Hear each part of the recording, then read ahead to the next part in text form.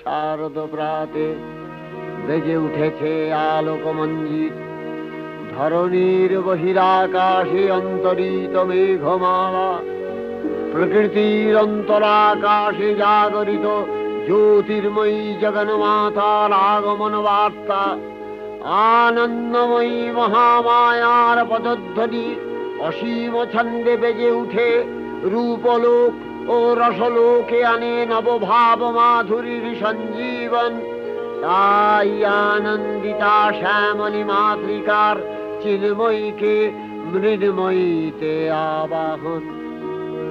আজ চিৎশক্তি রূপিণী বিশ্বজননীর শারদশ্রী বিমণ্ডিতা প্রতিমা মন্দিরে মন্দিরে ধ্যান বোধিতা।